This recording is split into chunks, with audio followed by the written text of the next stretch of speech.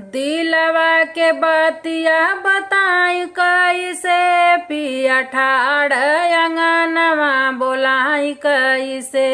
पिया ठाड़ अंगनवा बोलाई कैसे बोलाई कैसे हो बोलाई कैसे पिया ठाड़ अंगनवा बोलाई कैसे पिया ठाड़ अंगनवा बोलाई कैसे चूड़ी खान कऊबैत सासु जानी जाई है चूड़ी खान कऊबैत सासु जानी जाई है माथवा के बिंदिया दिखाई कैसे माथवा के बिंदिया दिखाई कैसे पिया खाड़ अंगनवा बोलाई कैसे पिया ठाड़ अंगनवा बोलाई कैसे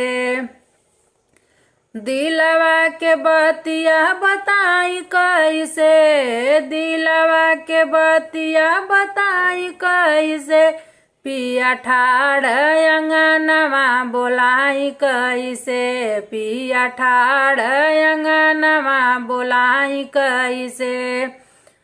पायल बजाऊ जेठानी जानी जाई है पायल बजाऊ जेठानी जानी जाई है होठवा के लालिया दिखाई कैसे होठवा के लालिया दिखाई कैसे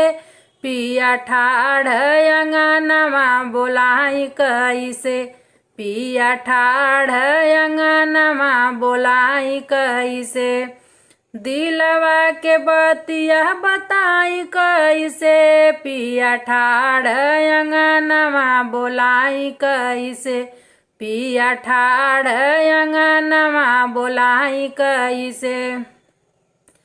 बोलाई कैसे हो बोलाई कैसे पिया ठाड़ अंगनवा बोलाई कैसे फोनवा लगाऊ देवर जानी जाई है फोनवा लगाऊ देवर जानी जाई है रेशम कचोलिया दिखाई कैसे रेशम कचोलिया दिखाई कैसे पिया ठाड़ अंगनवा बोलाई कैसे पिया ठाड़ अंगनवा बोलाई कैसे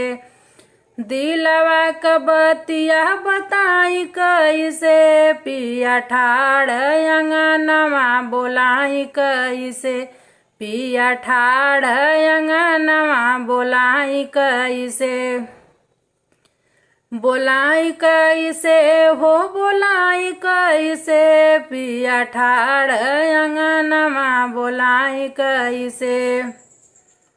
मारबा संकारी ननद जानी जाई है मारबा संकारी ननद जानी जाई है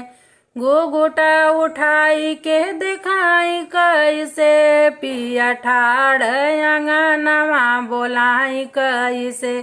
पिया ठाड़ अंगनवा बोलाई कैसे।